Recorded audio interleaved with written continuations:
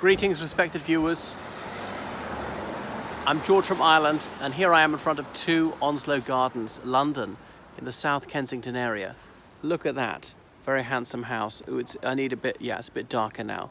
That's more like it. And this number 2 is where Jeremy Thorpe grew up. Though he was born not half a mile away in Edgerton Gardens.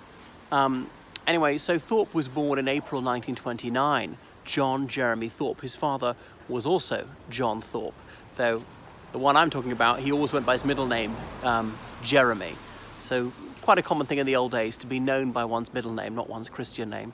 So his father was a barrister and a Conservative member of Parliament, and his mother, well, she'd been a Miss Norton originally. She was the son of a self-made man who'd started out, well, as a builder, who'd been a cavalry soldier and an enlisted man, not an officer, distinguished himself in the South African conflict, fighting in what we called Zimbabwe, an area that Jeremy Thorpe was to take a great interest in. So Jeremy Thorpe's maternal grandfather, he later set up an engineering company despite having no formal training in engineering, became a very wealthy man, a multi-millionaire, a stalwart advocate of the British Empire, a Conservative member of Parliament. He gave himself another surname. It was a double-barreled surname, Norton Griffiths. It was an affectation to try and suggest grander origins. But anyway, his father, he was trying to build an Aswan Dam, not the high dam of the 1950s, in the early 30s, but had hugely underestimated its costs and faced financial ruin. He therefore committed suicide in a boat off the coast of Egypt. Or was he murdered? More likely suicide. But there were certain traits in Jeremy Thorpe's ancestors that you saw in the man himself. This preoccupation with wider causes, international causes. Though his grandfather was an imperialist, Thorpe was an anti-imperialist. Flamboyance, whimsy, fantasizing about noble ancestry, things of that nature. Anyway, what else did I say about the Thorpe family? Well, the Thorpes, they were English. There are various place names with their name in it, although Thorpe is actually a Norse word, as in Oslo Thorpe Airport. They'd gone to Ireland with Cromwell's soldiers in the 17th century and lived in Ireland for over 200 years. They were Protestants, and they'd been quite high up in society, had come down to the world, been working class. Thorpe's, I think, great-grandfather been a police officer. His Thorpe grandfather being a clergyman in the Church of Ireland, and indeed had been the rector of St. Peter's Church in Cork. And I was in that church building only a few months ago, not realising its connection to Jeremy Thorpe, although actually it's now a museum. But anyway, Thorpe's father was born at Cork and then came to England. Lived in Manchester, fought in the First World War. So more about Jeremy Thorpe. He had 2 elder sisters, and although he was upper middle class, you might have thought that he was aristocratic, given this very chic era he lived in, the fact they had several servants, and they had visitors calling on them who were really out of the top drawer, including David Lloyd George, the former Prime Minister. I know that Lloyd George had more modest origins, but by 1929 was a household name. Everyone had an opinion on the Welsh wizard. Some people reviled him, but you could not but ignore him. So when Thorpe was a baby, his maternal grandfather committed suicide. The other grandfather died long before. So he regarded David Lloyd George as a grandfather figure. Anyway, so more about Thorpe. He went to prep school, I think it was Cott Hill near Oxford. Later, he was due to go to Eton. The Second World War broke out. He was evacuated to the United States with his sisters, and he lived in Massachusetts. He was looked after by a wealthy American family. They were Republicans at the time when a Democrat was in the White House, FDR. Anyway, so more about dear old Thorpe. 1943, the war was clearly going the Allied way. It was considered safe for him to return, so he came back. He went to Eton, but only for 3.5 years. He was a reasonably gifted violinist, not that academic, but he annoyed some other boys. He began to have forays into same-sex relationships, which were quite common at Eton in those days because there was no pornography to keep the boys in the straight and narrow. But most adolescents who experimented with this, they grew out of it as soon as they left school, became straight. He didn't. So for him, it really was not just a phase. That was his major inclination. And he allied himself, well, to the Liberal Party. He'd nailed his colours to the mast in 1945, just as the party was going down in flames, reduced to only 12 members of Parliament out to 650.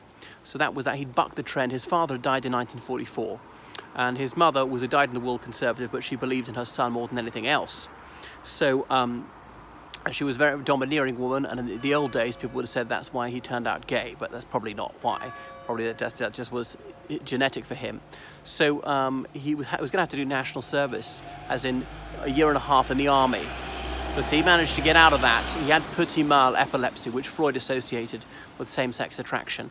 And so he did some basic training. He went to Portadown, Northern Ireland, for his NCO training, but managed to fake a what's it called, a grand mal epileptic attack, and apparently bedwetting as well. So he was invalided out of the army. He worked in a prep school for a year and a half. They were enormously impressed with him. They'd never met an Etonian. Though his family didn't have that much money after the death of his father. He had some wealthy relatives who paid his fees. So he went up to Trinity College, Oxford, to read jurisprudence, and he was known for his extravagance, for always cutting a dash, really hitting Oxford and speaking the Oxford Union. But he didn't spend that much time at his studies. He graduated at the third. He took an extra year. And George Carman was at Balliol, just over the wall from Trinity. And the two colleges had an unfriendly rivalry, but they managed to be chums nonetheless. Thorpe helping Carman with his speeches, and Carman helping Thorpe with his legal studies. So that was that. Thorpe had graduated. He wanted to get into the Liberal Party, but he went down to London, was called to the bar, did his pupillage. He was very fortunate. These days, you wouldn't have a snowball in hell's chance. We had to have a 2-2 degree to read for the bar at all. But even if you have a 2-2, you can more or less forget it. You're not going to have a career as a barrister. But he did. He wasn't making that much money. He topped up his income working as an interviewer, as a roving journalist, going out to the Gold Coast, as then was, to cover its independence celebrations, and nursing a seat, standing in the 1955 election in Devon North, one of the only areas where the Liberals were not that weak. They still came third. So the Liberals had been almost wiped out by 1951, reduced to 6 seats in the House of Commons, and they had so little money they couldn't afford to stand candidates in most constituencies, because it cost about £500 to even pay the deposit for a candidate. And so they were willing to take wealthy people who could pay their own deposit, who would contribute to them. Big business donated the Conservatives and the trades unions to Labour, and really there was no chance that the Liberals were going to form a government or even a minor coalition party at that stage. It was a duopoly. But he was really like David against Goliath. He manfully soldiered on. In 1951, he pulled off a considerable coup, winning Devon North for the Liberal Party against the Conservatives into Parliament. Well, I shan't tell you the whole story here, but he eventually became leader of the Liberal Party in 1967, and he married Caroline Allpass. I think it was later that year, and they had their wedding reception in the gardens of Lambeth Palace, as in the Archbishop of Canterbury's residence. So in some ways he's very pro-establishment, loved hobnobbing with people who were really in this inner circle, and he liked what would it be, the frippery, the pageantry of the UK's sort of medieval heritage, monarchy and the House of Peers. But that didn't sit well with the supposed radicalism of the Liberals, and the junior section of the party, the Young Liberals, were sometimes they even crossed over with the communists in their radicalism, particularly someone called Louis Eek. But not everyone warmed to him. Some people said that he was the underdog. You've got to be on his side. He was certainly affable. He was one of Britain's most recognisable political figures. He was a Europhile before it was fashionable. He believed in the decriminalisation of homosexual relations, things like this. He believed in turning the empire into Commonwealth. He set his face against racial discrimination in Zimbabwe, South Africa, and elsewhere. So Thorpe had one child. His wife died in a car crash in 1970. He later married Marion Stein, who had previously been married to the Queen's cousin, the Earl of Harewood. But Thorpe came unstuck because Norman Scott, who was originally called Norman Josiffe, kept alleging that he had a homosexual relationship with Thorpe in the early 60s, and that Thorpe had lost his national insurance card, and was pestering Thorpe for over 10 years afterwards, threatening to expose him. So Jeremy Thorpe was terribly concerned about this, paid him off via friends like Peter Bestel, tried to find the man a job. In Northern Ireland he came back, in the Republic of Ireland he came back, in Switzerland he came back. By the early 70s, Thorpe was the end of his tether. He'd almost broken through, getting 19% of the votes, but didn't become a coalition partner of Edward Heath's Conservatives. Well, what was to be done with Norman Scott? Should it be bumped off? And allegedly Thorpe paid a hitman £10,000 for it to be done, Thorpe embezzled some funds of the Liberal Party, and it all came out in the wash in 1975 when Norman Scott said it in court so journalists could report without fear of being sued for libel. So in 1978, Thorpe was arrested, charged with conspiracy to murder, but released on bail, allowed to stand for Devon North, and realised he's going to lose.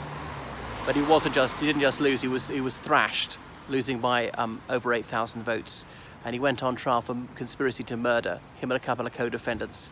However, Mr. Justice Cantley, the judge, came down very much on Thorpe's side, and that's why Thorpe and his co-defendants refused to testify. They are entitled to maintain their silence. They were not regarded as being mute of malice or anything like that.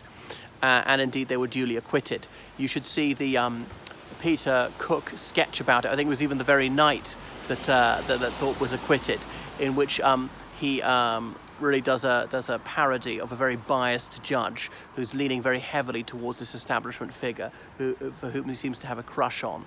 So that was that. But Thorpe's career in public life was over. He was briefly director of Amnesty International UK, and well, he might favour the presumption of innocence, because in the balance of probabilities he would be sent down. But there were lots of letters saying what an outrage it was that someone as disgraceful as Thorpe was like this. He was cold-shouldered by the Queen Mother, for example, and previously the royal family had been quite keen on Marion Stein, his wife, because she'd been honourable, she hadn't blabbed to the press.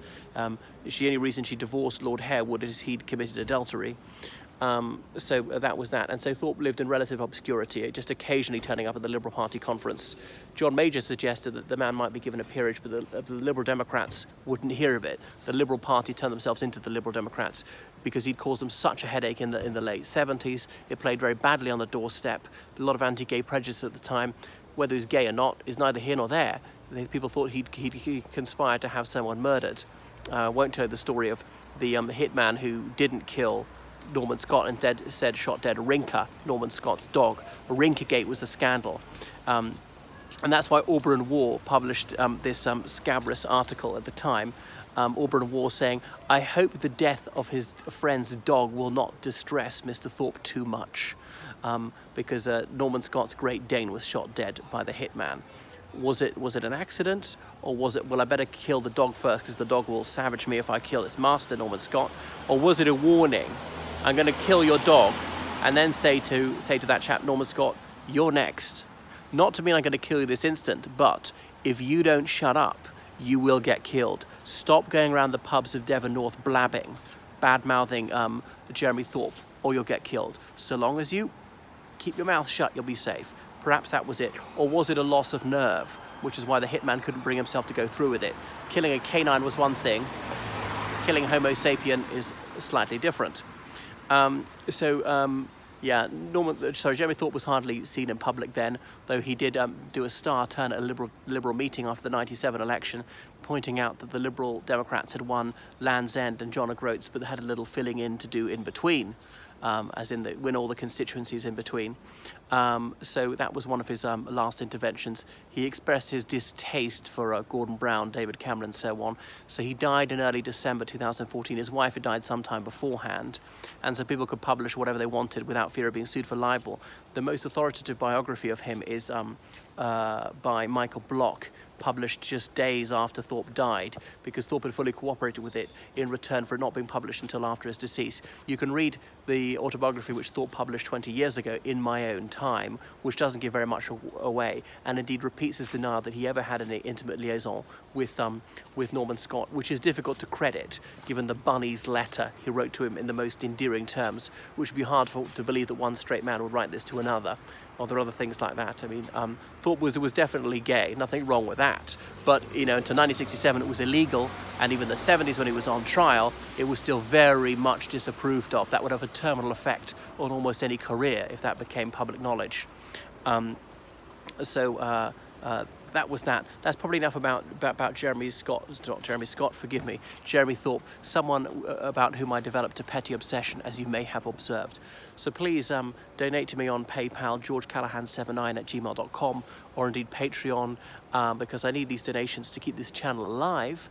YouTube has started deleting off videos, and sometimes I've got no other copies, so what to do.